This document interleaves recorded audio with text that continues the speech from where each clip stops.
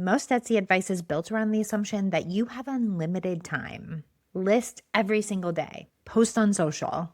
Refresh your SEO constantly. Show up everywhere all the time or fall behind. And if you've been trying to grow an Etsy shop while working full time or raising kids or just living a life that does not revolve 100% around your small business, that advice is exhausting as heck. More than that, it's also wrong because sellers making consistent revenue on Etsy are not always the ones working more hours. They're the ones making their hours count. Hello, I'm Sarah. I grew my own Etsy shop to multiple six-figure years.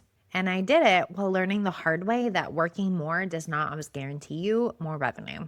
Today, I want to talk about what actually moves your shop forward and why protecting your time and energy is part of that strategy. There are 3 things that I'm going to cover. The practical side of what part-time hours on Etsy actually looks like.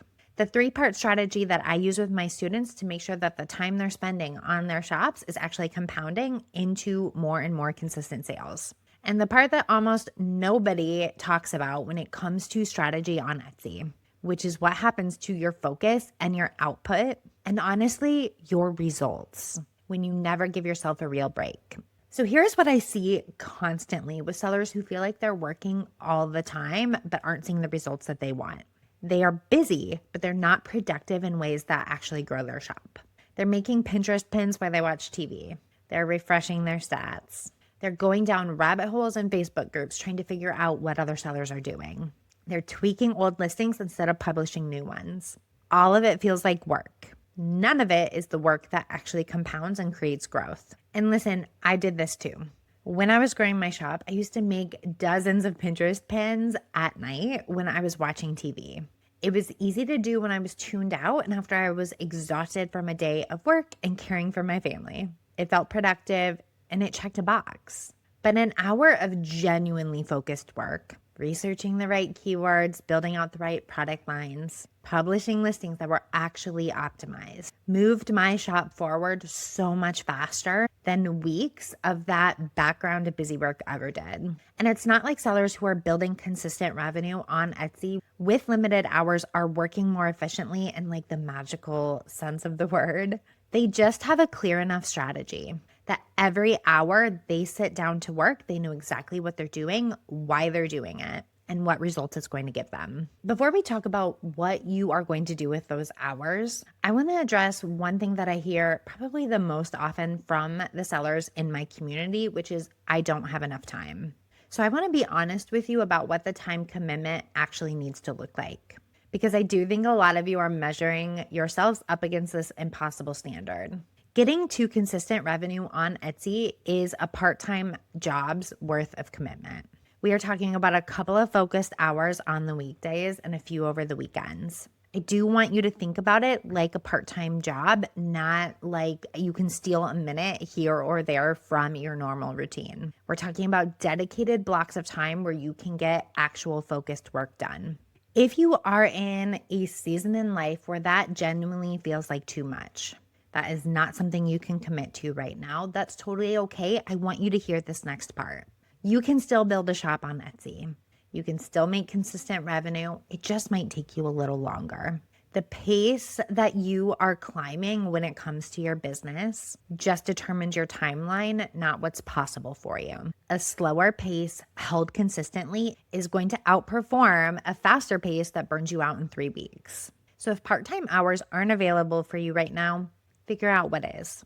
Even if it's just 1 focused hour a week, protect that.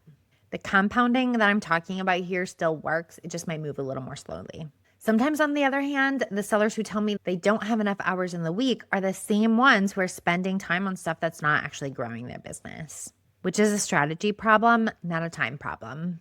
When you are doing the right work in those hours, a part-time schedule is genuinely enough to grow your business. I'm not telling you that it's easy or that it won't require trade-offs. Anybody who does or who is marketing Etsy as some passive income thing is not telling you the truth.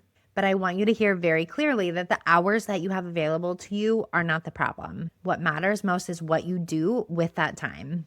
And that's exactly what we're going to talk about next. So if the hours that you have are enough, what are you going to use them for? Here's the framework that I use with my students. The first piece is what I call the keyword ladder. Before you publish another listing, you need to know if the keywords that you are targeting can add up to your revenue goal. Most sellers will rank for a new search, and that feels like a win. And it is, but if those searches don't have enough demand to move you closer to your revenue goal, it's not going to feel like a win long term.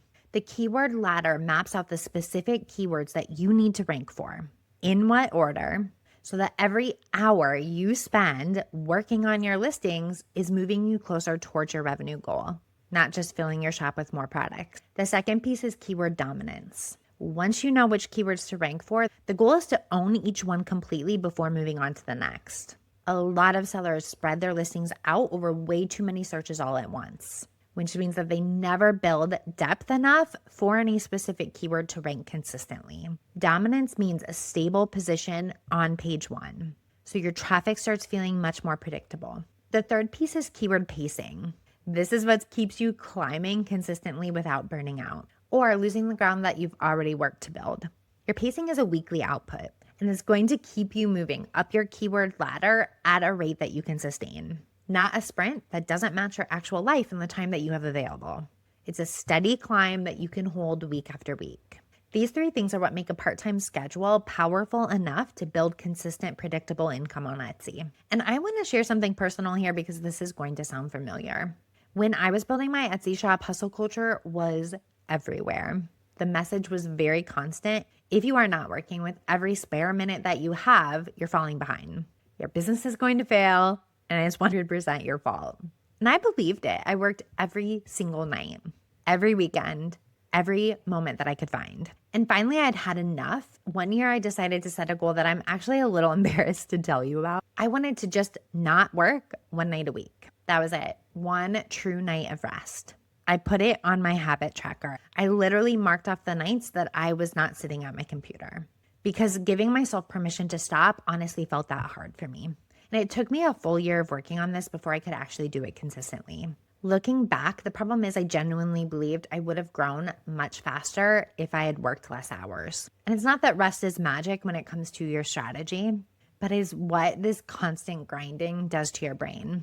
I was forcing myself to work at every chance that I had for as long as I could. So my brain was never ready to do the actual hard work that I needed to do. I just was defaulting to the easy stuff all the time. It was tasks that felt productive but did not grow my business. On the other hand, when your brain knows that rest is coming, you are more likely to show up focused and do the work that you need to do. The things that are genuinely hard sometimes, but important. And you're more likely to keep showing up consistently week after week. I also think it would have made the transition to running my business full-time a lot smoother.